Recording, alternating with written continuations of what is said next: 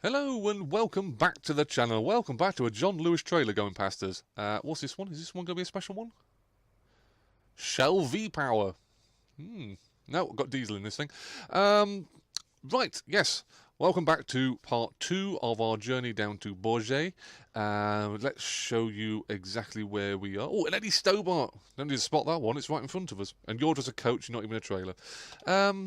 Before I sit here and start spotting trailers, yes, we are just over halfway to our destination. We are just a little bit north of Le Mans, and we are going to be going past Saint Laurent, and we're going to end somewhere in Bourges, which, yeah, we're going to be heading here.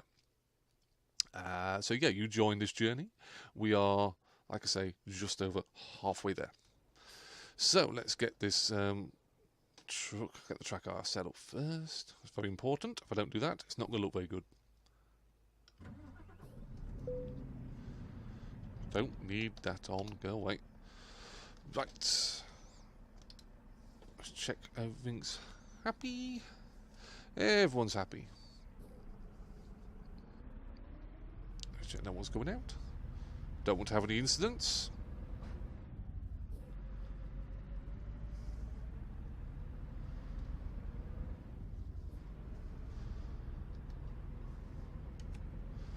Put the side lights on.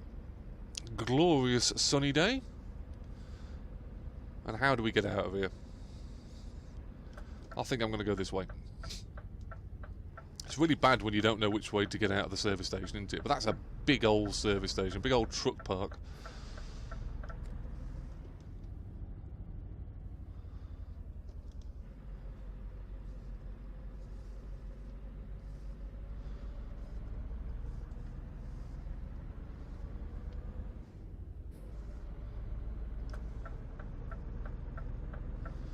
Back on the road again. Full tank of diesel. And we're going to get this 11 tons worth of eel, I think it was, over to Bourges. Do apologise for anyone who is French or can speak French. I plainly cannot. Wouldn't believe that due to the fact I actually went to school and did 5 years of learning French, but apparently it doesn't really work well now.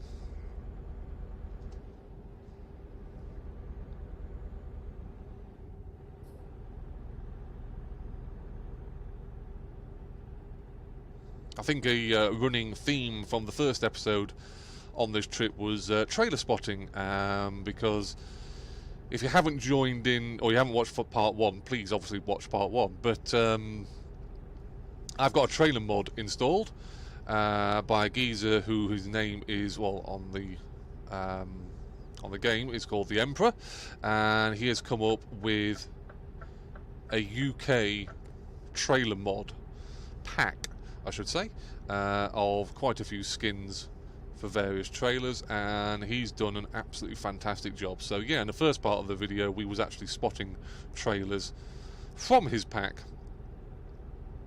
and there is quite a few of them. I also have a new AI mod installed, which is changing quite a few things.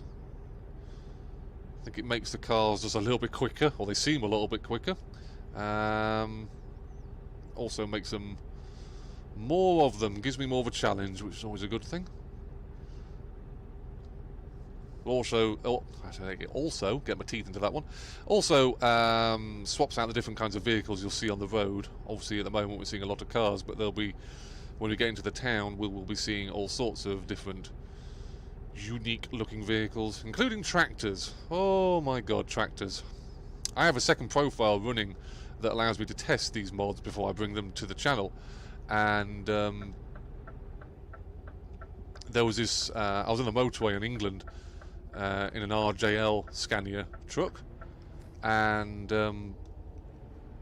I was stuck behind a tractor who was able to go just fast enough for me not to be able to overtake him.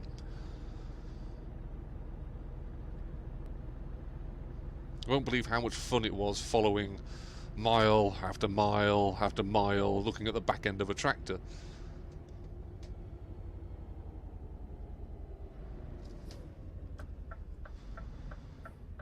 So we're going to get a good view now of one of the new trailers, because there is a toll trailer which is sat in my way. So the trouble is, the AI can't quite work out what it's supposed to do at the moment. So we may... I'm hoping he's going to go for it at some point. Or else we're going to have a massive traffic jam. See, everyone else is going round me. Sorry, I'm doing it myself. I can hold them back. And hopefully he can join. And yeah, we can keep the traffic going. Which is the main thing.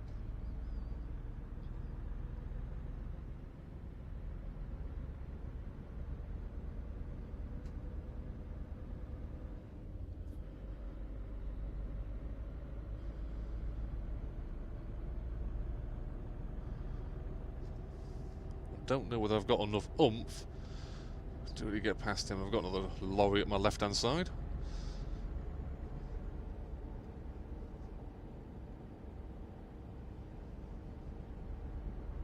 It's not like a car where I've got acceleration and lots of revs. The lorries do not have a lot of revs. So there, just on the left-hand side there, that Transinet trailer is an ETS trailer. Comes with the game. The toll trailer is part of the trailer mod pack, which I was speaking about. Just adding a little bit more realism to an already realistic game.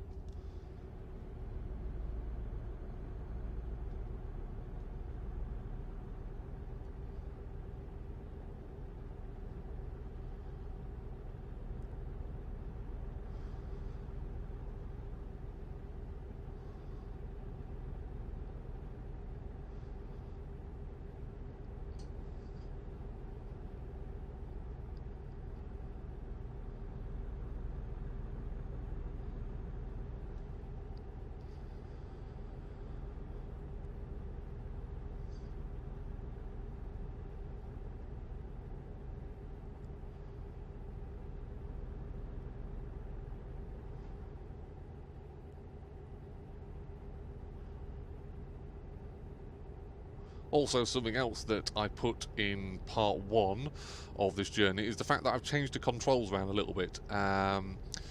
This unit, this lorry, does not have, in real, a manual gearbox, and you'll be very hard pressed to find nowadays lorries that actually have manual gearboxes. They're all pretty much automatics. So that's what I've got in this one. It's now an automatic gearbox with a twist, just like the real thing. I could just set this up to run as an automatic and it will change gears as and when it feels like changing gears. However, there are certain times when you don't need a gearbox to change gears, and what you need is a gearbox that you can control. So I've set up a button here on my wheel, on my Logitech G920, that allows me to swap between automatic and, in sense, a manual gearbox. And what I mean by that is, let's just get into the right lane, is basically, at the moment, if you look at my dash, just next to the rev counter, there is what I think is 10 and A underneath it, and that basically means I'm in 10th gear in automatic. Now if I press this button, that now goes 11 and M, which means I just changed up gear, but now I'm in manual, and I can now switch the gears to my heart's content. So at the moment, like I say, I'm in 11th gear, going along quite nicely, and if I wanted to go up to 12th, there's 12th gear. If I want to drop back down to 11th, there's 11th gear, and if I want to go down to 10th, there's 10th gear. So we'll just calm the engine down, make them automatic. So basically what happens is, if you was going up a really steep hill in, let's say, a very heavy vehicle, i.e. a lorry, you don't want to upshift when you're going up a very steep hill very slowly, because if you do that, you'll lose all your momentum. So normally, 9 times out of 10, driving on a motorway like I am at the moment, looking at this wonderful view of a lake, I'm driving an automatic and the vehicle's quite happy. Come up to a steep hill in a town, especially if there's ice on the roads where you lose a bit of traction and whatnot, or you have a particularly heavy trailer. Now I can swap it out straight away with a flick of a button and put it into a sense of manual, and I can control the gears, or more importantly I can hold it in a gear, which is pretty much what European lorries have. You actually look, if I just look round, there's no gearbox down there, there's no shifter or anything, it's just the wheel, the centre dashboard there with the sat-nav in it, and away you go, and a million buttons down there, but they don't do anything for gears. The American trucks, they're different. They do have a manual gearbox. The older trucks generally have the manual gearbox. Some of the new ones have manuals. You are starting to see automatic American lorries, but what I've decided to do in European Truck Simulator, I will be running the setup of mostly automatic, even with the option of going over to a manual should I need it. For American Truck Simulator, I'm going to be running the traditional 18-speed manual gearbox. I've managed to set it up right, did a test drive not so long back, and everything seemed to be running smoothly with that. Obviously very confusing with 18 gears to play with, but it adds a bit of realism to it, and that's what I aim to do with this channel as much as I can. I mean, I'm not a lorry driver, I don't have a lorry driving license, I just offload these with a fork truck, but I will aim to make these videos as realistic as I possibly can given the equipment that I've got.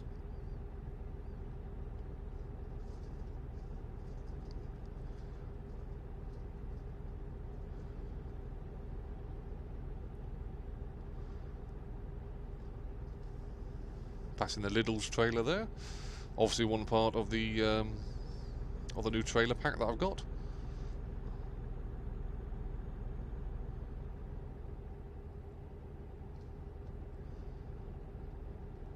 Can't be too far away now because Bourges is coming up on a signpost. Can't imagine this is going to be a particularly big city to drop off in. We'll soon find out. Soon find out if I can get lost.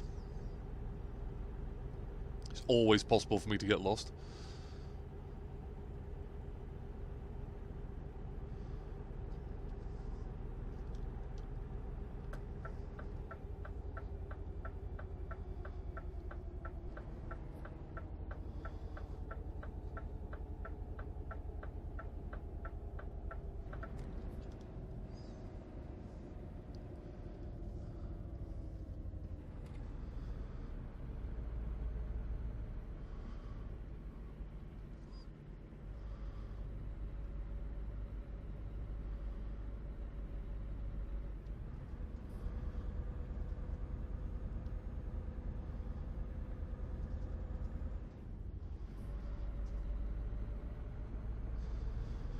Obviously just got to pay our fee for driving on the French motorways.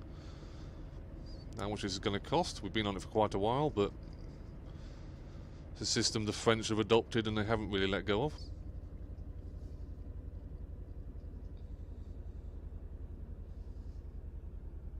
I think we'll just go straight through the first one here instead of going through the fancy way.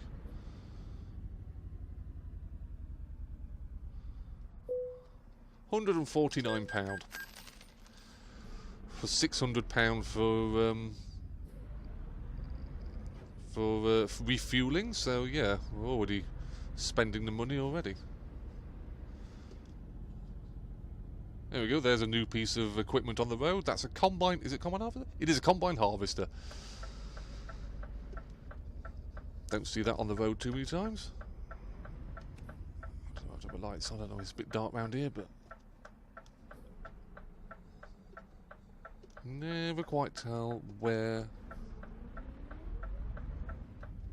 the AI is going to go.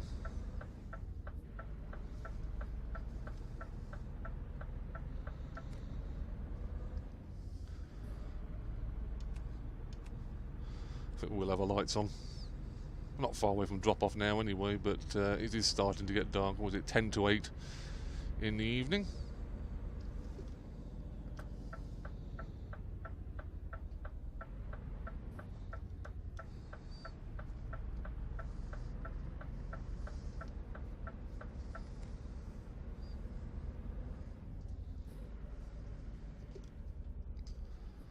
give way. Always be trying to obey the road instructions. And our drop-off point should be somewhere up ahead. In this yard straight ahead, I do believe. We've just got to find out literally where we're going to be dropping the trailer off.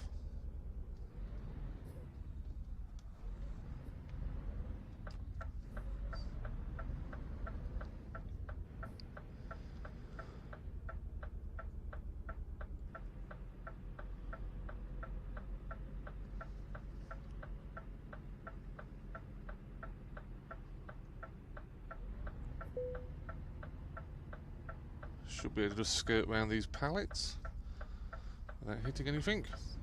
Give us enough space to line up. Might have to travel a little bit outside of the parking spot and then just reverse back a little bit, but just line the trailer up. Slip reverse.